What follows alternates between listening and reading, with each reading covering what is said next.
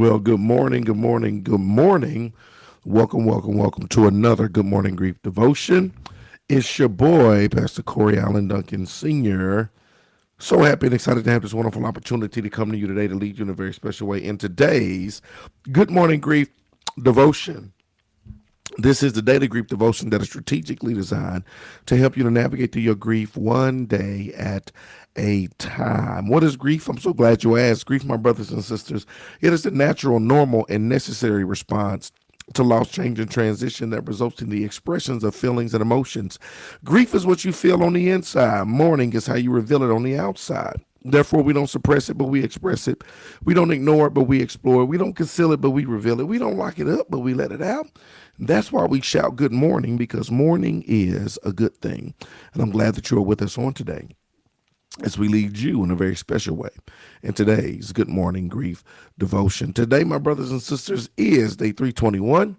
We're going to have a little fun. We're going to talk about I rest my mind regularly.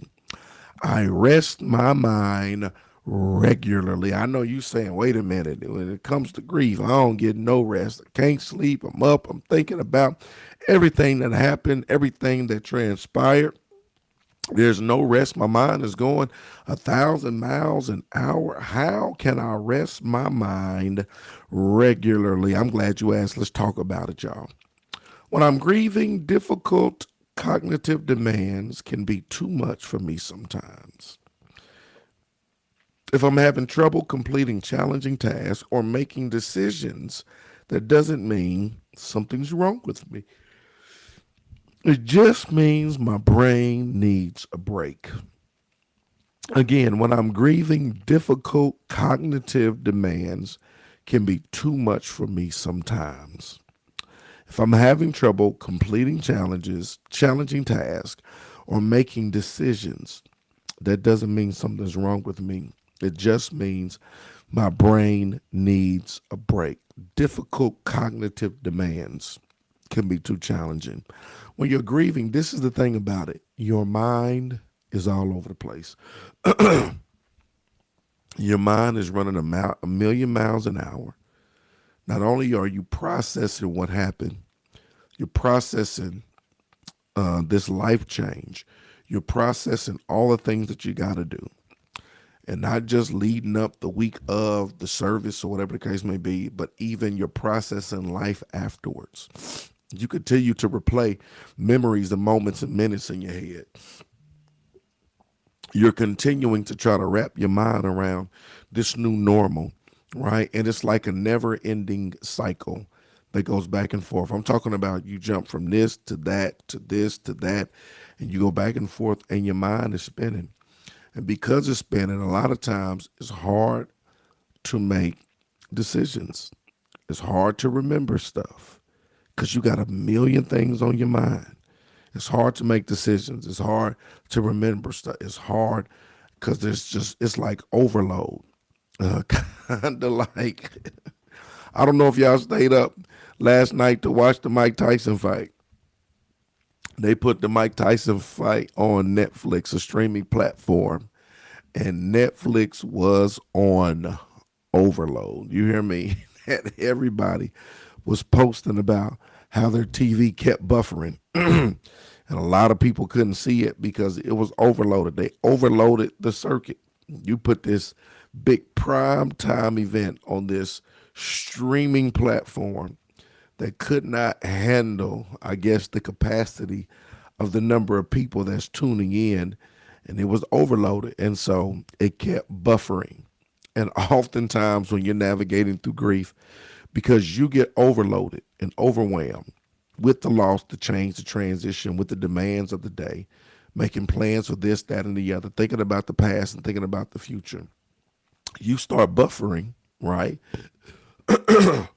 Because you're on overload. You hear me? You're on overload. And the thing is, I love what this says. It doesn't mean something's wrong with you. It just means your brain needs a break. It doesn't mean something's wrong. It just means your brain needs a break. You need a break from Everything that you're trying to process and everything that you're trying to do, you need a break. You need a break. We bought a juicer. It's probably about a year ago, and I love my juicer. It's phenomenal. But one of the instructions says, don't like operate this machine for more than 30 minutes at a time. Because when it comes to juicing, y'all, you get carried away. You'll start juicing everything inside the house, right? But it was letting you know the motor and everything in this is high powered, it's high quality, it's going to work. But don't operate it for more than 30 minutes at a time. After 30 minutes, guess what? The juicer needs a break. Because if it's running for 30 minutes straight, it's just processing for 30 minutes straight. It's just operating for 30 minutes straight. It's just going for 30 minutes straight. You can overload it. You can malfunction it. And it could get to the point to where it won't work. Same thing with your brain, with your mind. With everything that you're dealing with, everything that you are trying to deal with, you can overload yourself, right? You could break down. That's why a lot of people have breakdowns because you're overloading yourself. You need a break, right? You need a break. Here it is.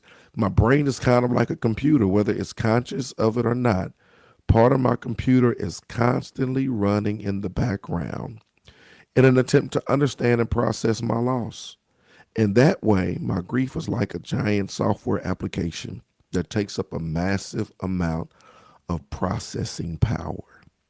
Takes up a massive amount of processing power. You're trying to process what happened. You're trying to process what happened. You're trying to process the days leading up to it. You're trying to process the event.